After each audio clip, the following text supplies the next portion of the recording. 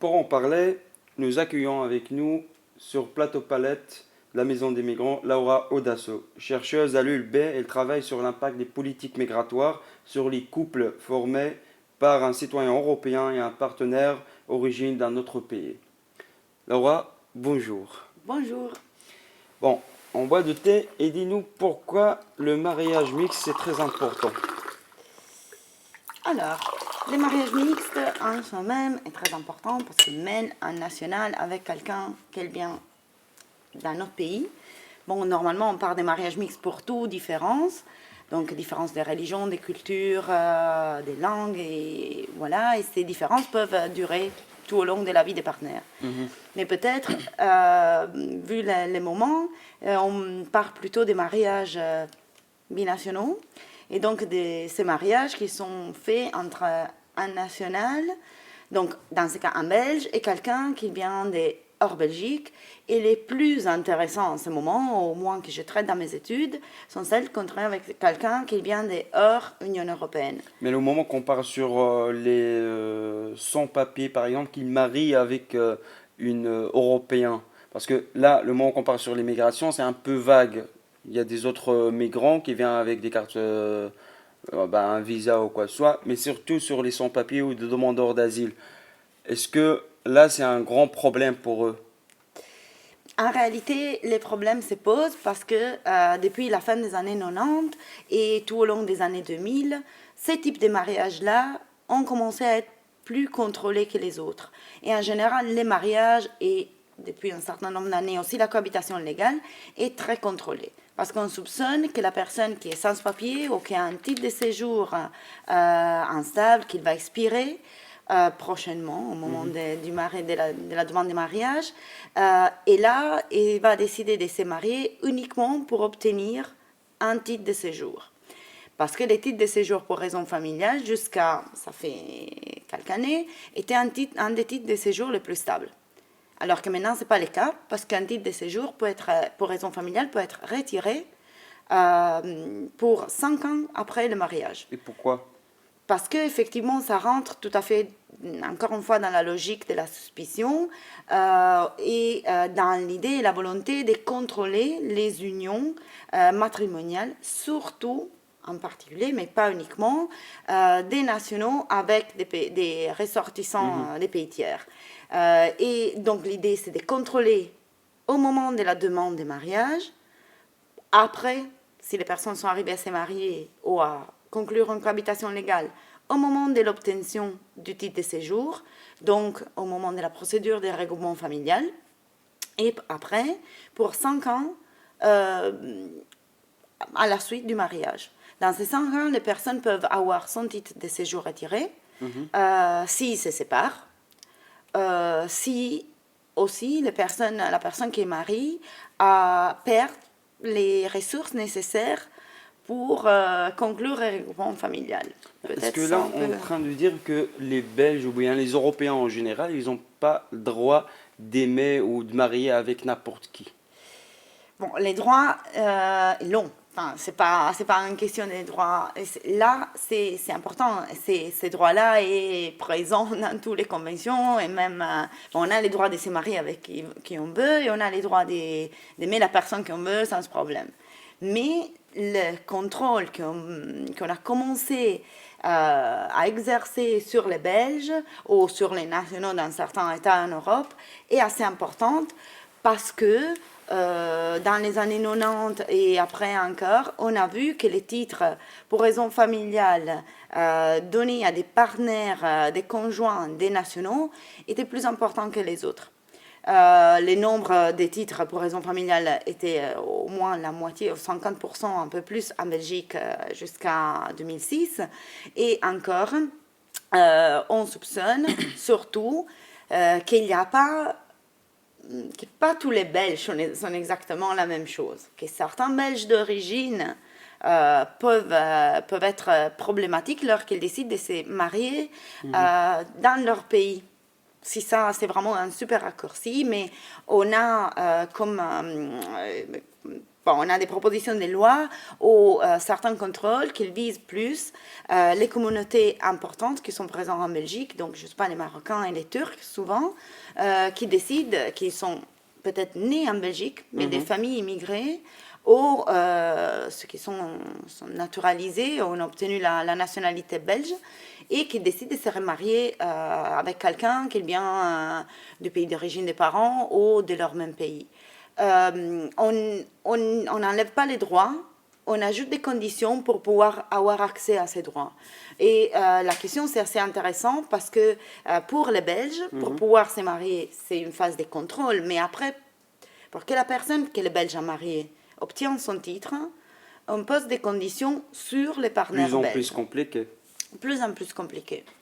Ok. Et bon, sur le problème maintenant des sans-papiers et des réfugiés, est-ce qu'on peut dire que maintenant c'est le seul moyen d'être régularisé, c'est avec un mariage ou une cohabitation?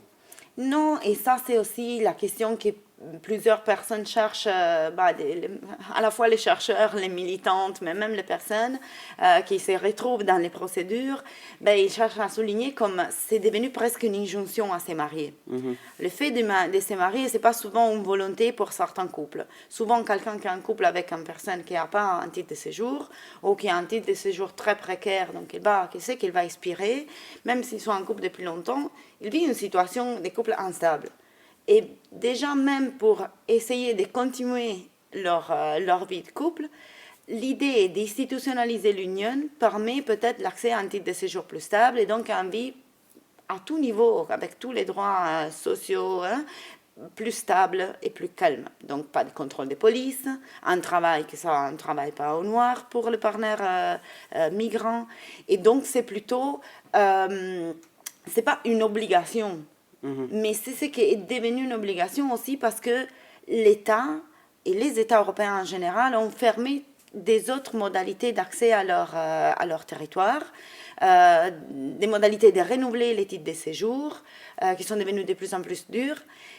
Mais en même temps, la migration ne s'est pas arrêtée. Donc les personnes sont sur le territoire avec au sans-papier et avec au sans-papier ont des relations sur les territoires et dans la ville où elles habitent.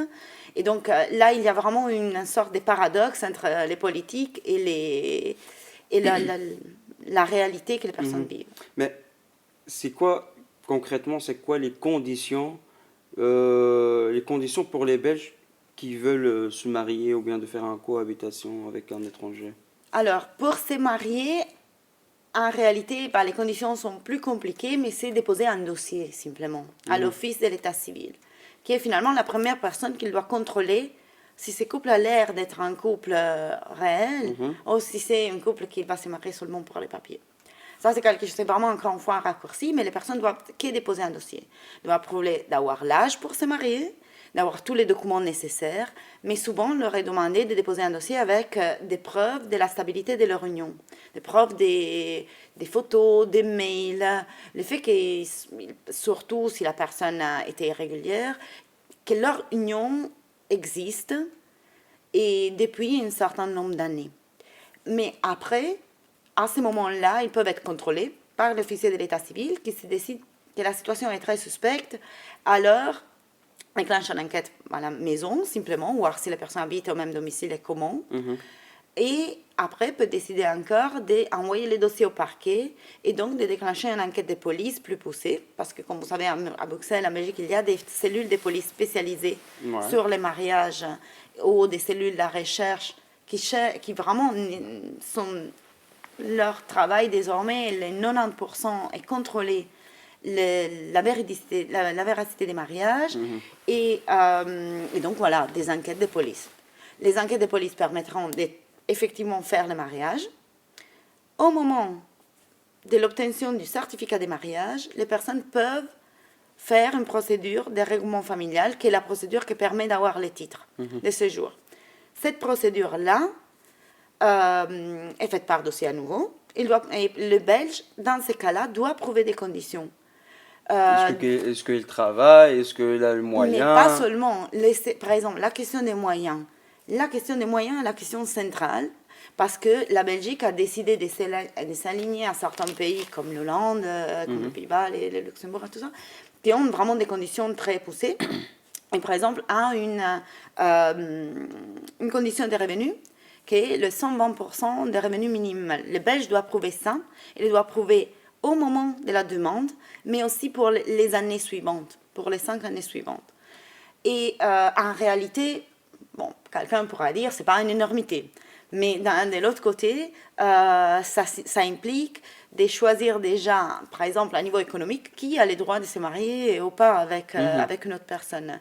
Donc, c'est des conditions de revenus assez importantes. Après certaines sentences, le travail des avocats est toujours très important là, mais ce n'est pas les 120% pile.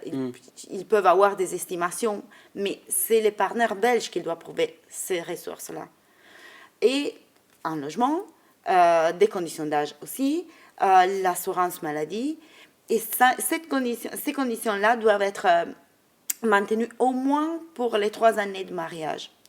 Si jamais le partenaire belge perd son travail et il se retrouve à devoir demander de l'aide sociale, il peut ressortir dans les fichiers, pas seulement de tous les services de ce pays, je ne sais pas quoi, mais aussi se ressortir dans les fichiers de l'Office des étrangers et de la commune. Parce que perdre ses ressources, ça c'est une condition pour la retraite des titres de séjour. Et le moment qu'on part sur 5 ans de vie ensemble, quelquefois il y a des malentendus, ou bien il y a des problèmes entre un couple, c'est normal.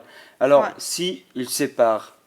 Si les personnes se séparent, le titre de séjour du partenaire migrant est retiré d'office. Désormais, depuis quelques mois, les avocats ont obtenu la possibilité que la personne soit entendue. Enfin, il y a cette nouveauté assez importante que les droits d'être entendus. Et vraiment, la personne avant s'est retrouvée un courrier dans sa boîte aux lettres et a invité à retourner à la commune, déposer son titre de séjour et recevoir un ordre de quitter le territoire. Et bye bye. Et bye bye. Le bye bye est assez relatif.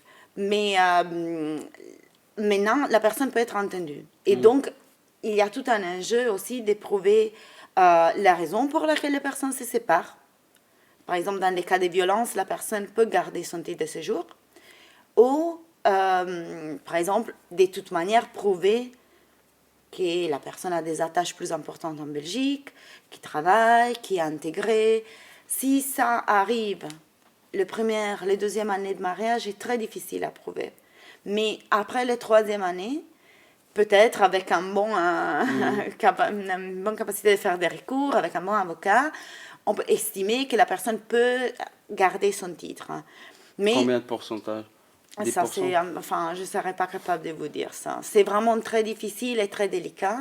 Mais l'intérêt, c'est d'une côté, la question est déjà comment les personnes se séparent. Si c'est vraiment un cas de violence, là, ce sera tout un autre discours, mais c'est complexe.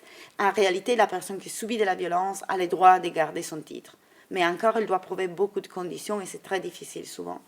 Si c'est une séparation, je sais pas, violente, mais vraiment une rupture nette, et le partenaire belge décide d'aller à la commune et rayer son partenaire de son foyer, l'autre va émerger tout de suite et donc obtiendra tout de suite une retraite.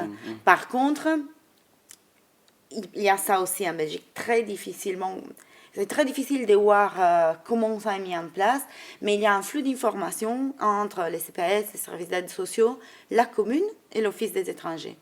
Si une personne belge ressort dans ce fichier, son partenaire peut risquer de perdre son titre de séjour. C'est peu parce que c'est très difficile d'estimer. C'est-à-dire maintenant, par exemple, si le femme ou bien le mec belge, il part au CPS ou bien il perd son boulot, il devient au chômage. Le CPS peut informer l'office et la commune. Et que le mari étranger, il perd aussi son carte d'identité. Oui, oui.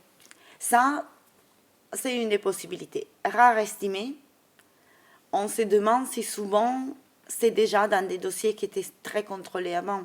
Donc, encore une fois, peut-être les personnes qui ont des situations irrégulières ou qui ont un marié avec une situation un peu instable, mais les dossiers passés, Si on peut dire pour conclure, c'est qui ont le droit, comme des Belges, de marier? C'est pas les étudiants, c'est pas qui sont au CPS, c'est pas qui sont au chômage.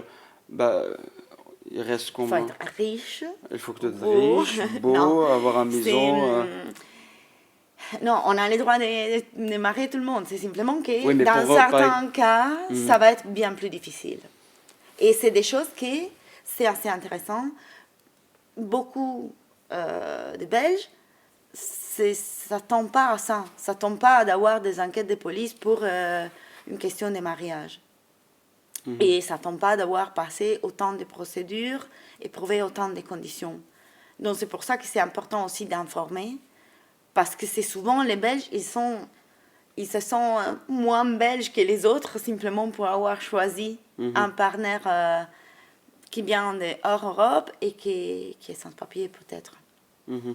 Parfait. Bah, c'est très riche ce sujet et on a besoin, je sais pas, 3 heures, 4 heures pour.